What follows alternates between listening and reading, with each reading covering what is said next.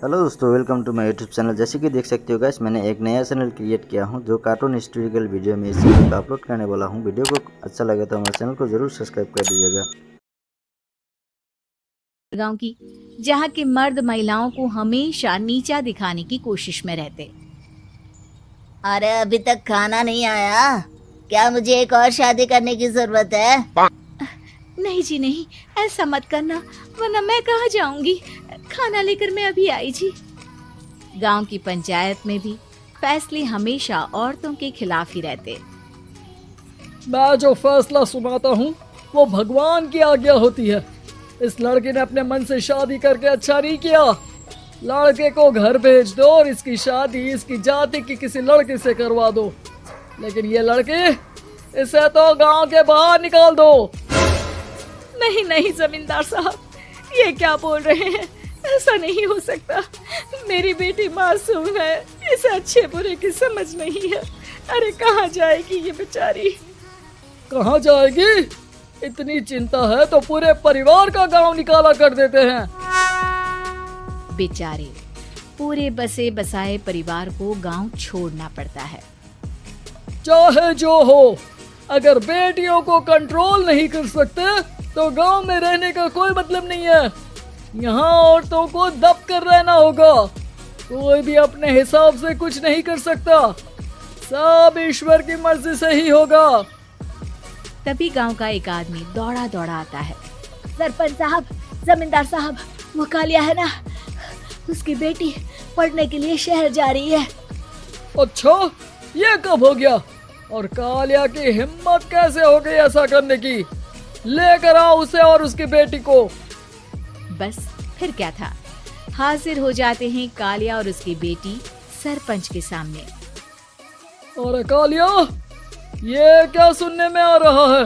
बेटी को इंजीनियर बना रहा है तू? और ये बता, गांव में तो स्कूल नहीं है, फिर कहां से इतनी क्लास पास कर गई तेरी बेटी? राधा, जो कि कालिया की बेटी है, उसे लगता है कि सरपंच उसकी तारीफ कर रहे हैं। सरपंच जी, मैंने ऑनलाइन पढ़ाई की है, डिस्टेंस लर्निंग से। सभी में मैंने अच्छे नंबर पाए हैं, जिसे देखते हुए शहर की इंजीनियरिंग कॉलेज में मुझे स्कॉलरशिप मिली है। वाह जी वाह, क्या होती है ये? पहले तो ये बताओ, फिर आगे की बात करते हैं। पूरा गांव राधा की बात सुन रहा था और राधा बोलती जा रही थी। तो ऐसे मैं फ्री में एक अच्छी शिक्षा लेकर गांव में जो कुछ परेशानियां हैं, जैसे बिजली, पानी और इंटरनेट जैसी समस्याओं के लिए काम करूंगी। मैं गांव को शहर से जोड़ने के लिए पुल का निर्माण करवाने का प्रस्ताव रखूंगी। मुझे पूरी उम्मीद है कि जल्द ही हमारा गांव भी तरक्की की राह पर चल पड़ेगा। राधा की बात सुनकर सारे गांव वाले ताली बजाने लगते हैं। सरपंच को समझ नहीं आता कि वो क्या करे। चुप रह नादान लड़की, गांव के खिलाफ जाने के लिए तुझे गांव से बेदखल कर दिया जाएगा, वो भी पूरे परिवार के साथ। और हाँ, अगर ठीक से गांव में रहना चाहती है तो ये पढ़ाई लिखाई छोड़ दे। हम तेरे लिए गांव का कोई होनहार लड़का देखेंगे। तभी गांव का एक आदमी बोल पड़ता है। अरे नहीं नहीं सरपंच जी, राधा बिटिया जो बता रही है, अगर वैसा हो जाए तो हम लोगों को पैसा कमाने के लिए बाहर नहीं जाना पड़ेगा। हाँ जी, और ना ही कोसों दूर पानी के लिए भटकना पड़ेगा। हमारे बच्चे भी अच्छी पढ़ाई कर सकेंगे और आगे बढ़ेंगे, ना कि हमारी तरह खेती करते बैठेंगे। क्यों गांव वालों, राधा बिटिया का साथ देना चाहिए ना। सरपंच देखता है कि गांव राधा के साथ है तो वो चुप हो जाता है। वो घर आकर अपने सलाहकार से बात करता है, जो बहुत ही चालाक किस्म का इंसान होता है। अरे सरपंच साहब, आपको बहुत ही होशियारी से काम लेना पड़ेगा। एक बार गांव तरक्की कर गया, यहाँ के बालक पढ़ लिए तो कोई ना पूछेगा आपको। और फिर ये जो बेटा और बेटी है ना आपके, इनको भी आम लोगों की तरह ही जीवन जीना होगा। हाँ, लेकिन करे तो क्या करे? वो ना आप मुझ पर छोड़ दीजिए, बस मैं जैसा बोलूं करते जाइए। अगले रोज सुबह जब गांव वाले सोकर उठते हैं तो राधा के घर के बाहर और साथ ही वो लोग जिन्होंने राधा का सपोर्ट किया था उनके घर के आगे लाल रंग से कल आऊंगी लिखा होता है। कल आऊंगी? यह क्या होता है? अरे यह तो खून से लिखा है, लगता है कोई भूत प्रेत या चुड़ैल का साया है। चलो सरपंच जी के पास चलते हैं। सभी सरपंच के पास जाकर उसे सारी बात बताते हैं। अरे ये तो बड़ी मुश्किल की बात है। चलो मैं एक बाबा को जानता हूँ, उन्हें बुला लेता हूँ। सरपंच बाबा को लेकर गांव के घर के बाहर जाता है।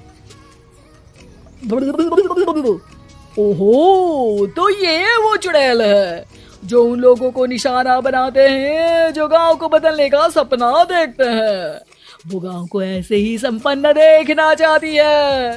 वो नहीं चाहती कि कोई बाहरी यहाँ का कायाकल्प करे। क्या तुम लोगों में से किसी ने गांव को बदलने की सोच रखी है? तभी राधा की माँ रोते रोते आती है। मेरी राधा घर से गायब हो गई है। अरे कोई तो बचाओ, मेरी बच्ची कहाँ गई?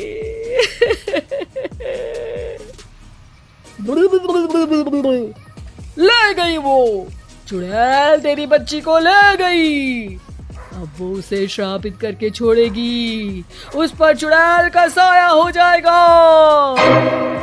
तभी बुरी सी हालत में राधा भी वहाँ आ जाती है। उसके बाल चुड़ैल की तरफ फैले होते हैं और कपड़ों में खून लगा होता है। सभी राधा को देखकर डर जाते हैं।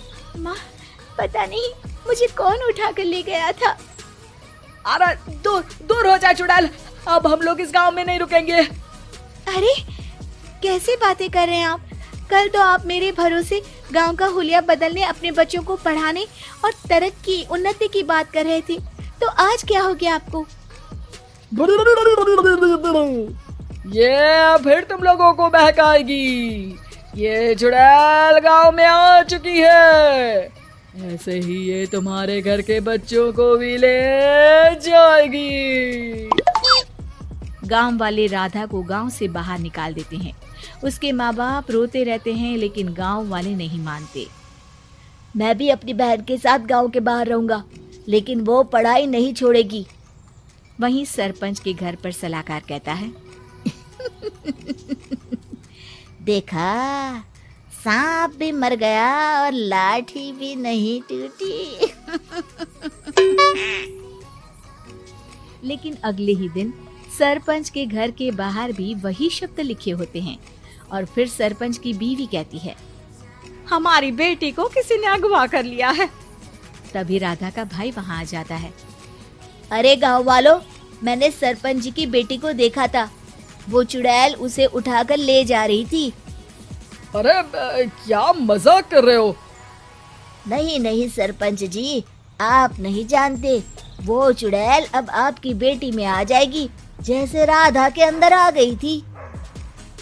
तभी सरपंच की बेटी वैसी ही हालत में वहाँ आती है जैसे राधा आई थी। पापा, पता नहीं कैसे मैं गायब हो गई थी। चुड़ैल, इसके अंदर भी चुड़ैल का साया है, मारो इसे। अरे नहीं नहीं, इसे भी राधा के पास गांव के बाहर ही भेज दो। अरे चुप रहो, मेरी बेटी कहीं नहीं जाएगी और चुड़ैल वुड़ैल कुछ नहीं होता है। अरे कैसे बात कर रहे हो सरपंच जी? आप तो बोल रहे थे कि आपका फैसला भगवान का ज्ञान होता है, तो अपने पर बात आई तो अब आप ऐसे बोल रहे हैं। अरे ना ना ना, आपको अपनी बेटी को त्यागना ही होगा। अरे बुलाओ बाबा को। राधा का भाई बाबा को ले आता है, जिसे अब गांव वालों के डर के कारण सच बोलना पड़ता है। मैं कोई बाबा नहीं हूँ, मैं तो मोची था। ये सलाहकार महोदय ने मुझे कहा था एक्टिंग करने को। अब वो मुझे पैसे देने वाले हैं। अब मुझे माफ कर दो। गलती हो गई, मुझे माफ कर दो। तभी वहाँ राधा आ जाती है। देखा सरपंच जी, जब गांव के बच्चे साक्षर होंगे तो आप जैसे लोगों की चालाकी नहीं चलेगी।